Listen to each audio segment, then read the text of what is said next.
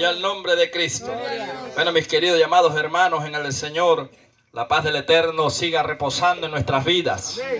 Nosotros somos los encargados de mantener ese fuego ardiendo dentro de nosotros. A medida que nosotros busquemos más del Señor, vamos a sentir más su presencia, porque Él siempre está dispuesto a llenarnos. Alegre y gozoso porque estamos acá en la casa de la hermana Yasmín.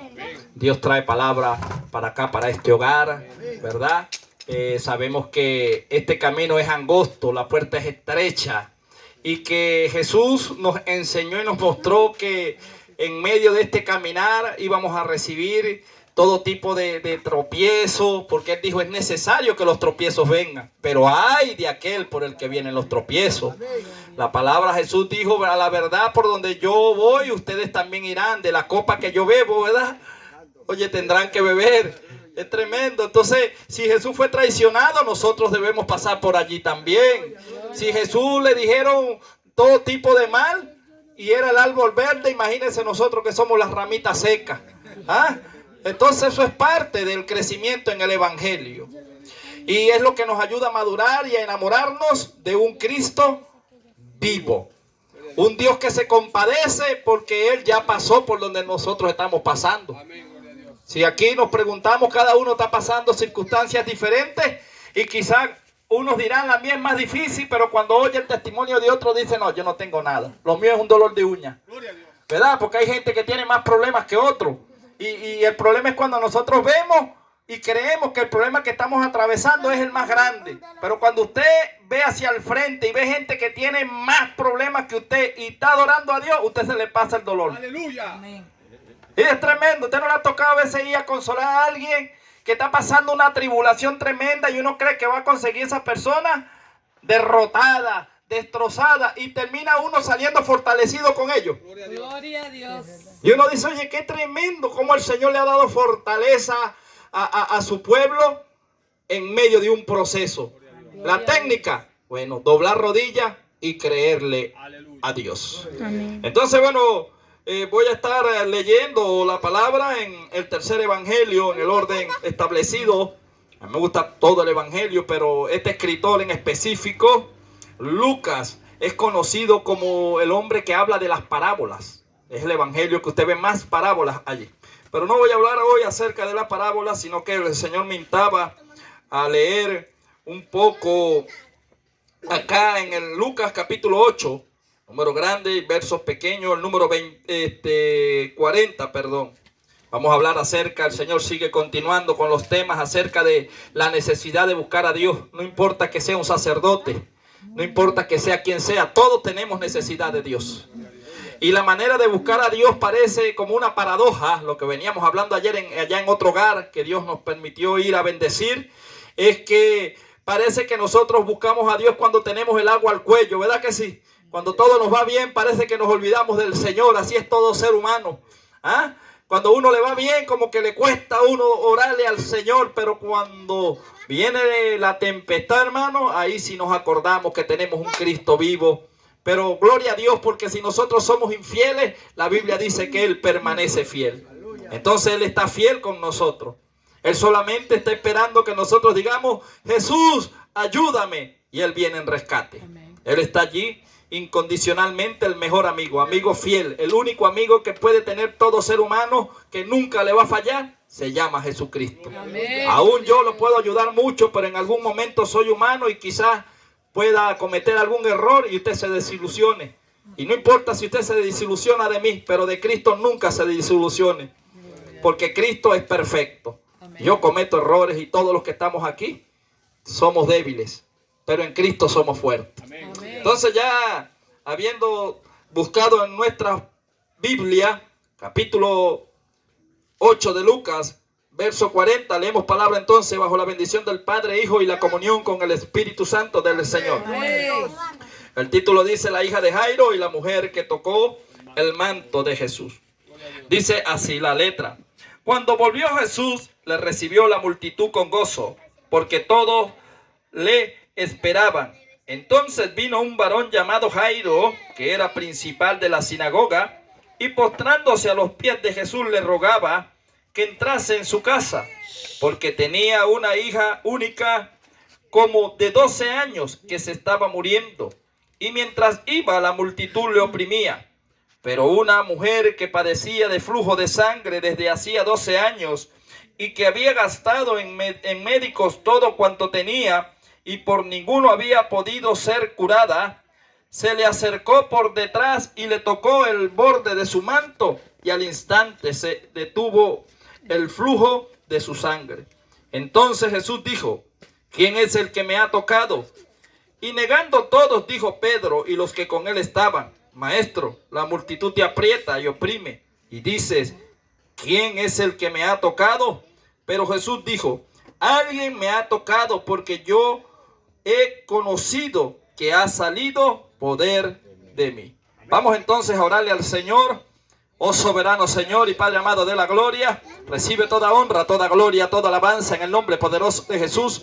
Te damos gracias, Señor, por el privilegio que me das una vez más, que me permites llevar, Padre amado de la gloria, este mensaje, esta palabra, oh Señor, no solo para mí, sino también para todo aquel que pueda oír.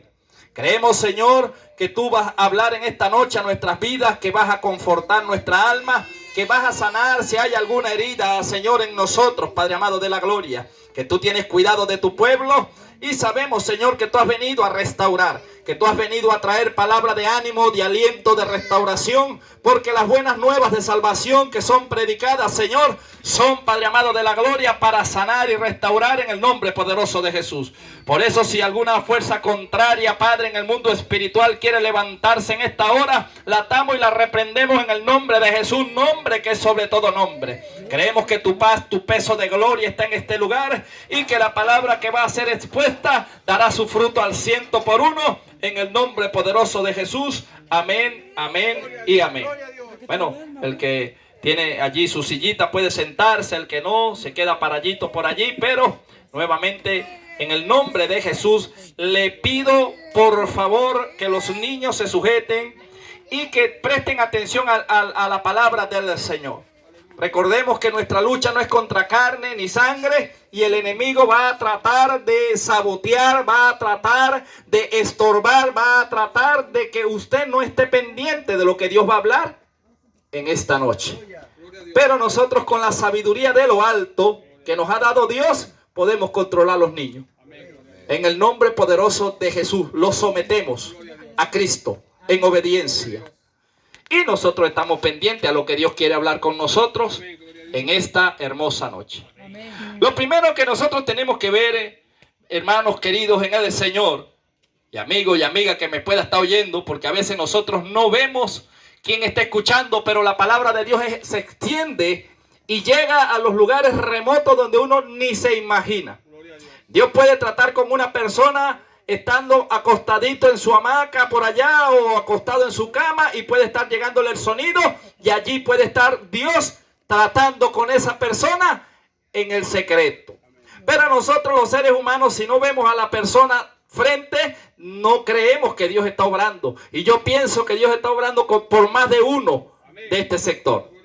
Dios nos tiene trabajando, dándole la vuelta, como quien dice, a la comunidad, porque Dios es la hora y es el tiempo de restaurar a todas esas ovejitas que están por allí heridas. Porque Dios quiere sanar todo tipo de herida. Entonces, hermano, veamos aquí, estamos hablando y sustrayendo de acá del Evangelio de Lucas. Y estamos viendo que dice que al principio dice que la multitud esperaba. ¿Esperaba a quién? Cuando nosotros hablamos de multitud, quiere decir que en el mundo hay muchas personas que necesitan un milagro de Jesús. Cuando usted va a una campaña donde hay un hombre que Dios usa mucho, el poder y la gloria es de Dios, pero la gente dice: ese vaso es limpio y ese vaso tiene el Espíritu Santo de Dios y yo voy por un milagro. Cuando usted va a una campaña grande, multitudinaria, y usted ve allí, ve muchos enfermos allí, pero la pregunta que debemos hacernos es: ¿Dios quiere sanarles a todos? Y la respuesta es sí.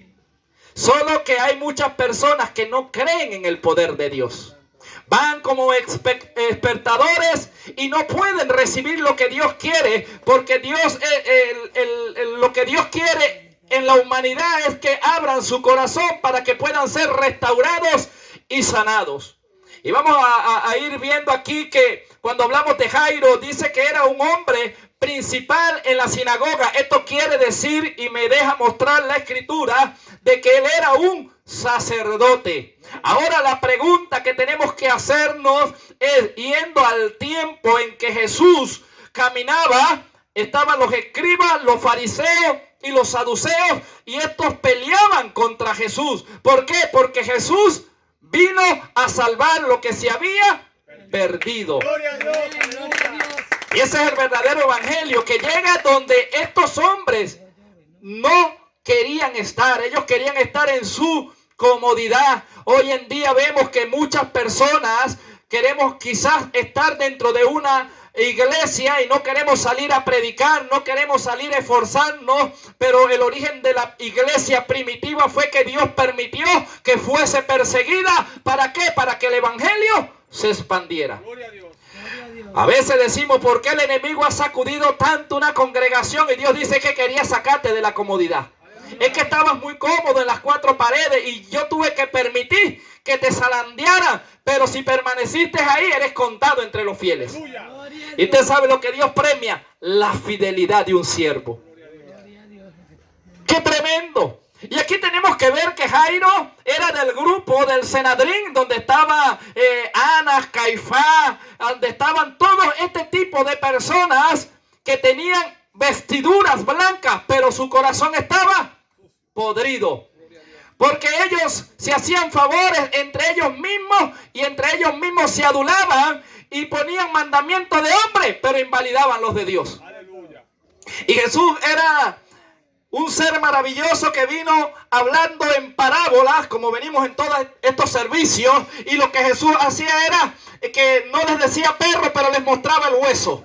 Cuando Jesús hablaba y les habló en una parábola, Él les dice de esta manera. Él dice que había un moribundo, ¿verdad?, en medio del camino, y pasó un levita y vio a esa persona allí que estaba agonizando, pero pasó de largo. Luego dice que pasó un sacerdote y también vio allí al moribundo y tampoco le tocó. Eso tiene un porqué. Había un momento donde ellos tenían que adorar y entrar en la adoración, y según lo que estaba establecido en la palabra era que si tocaban a un moribundo tenían después que durar 7 días purificándose. Cuando hablamos de levita, estamos hablando de gente encargada de tocar instrumentos, de adorar a Dios. Y ellos dirían, no es más importante servirle a Dios, tocar los instrumentos a Dios, que ayudar a esa persona agonizando.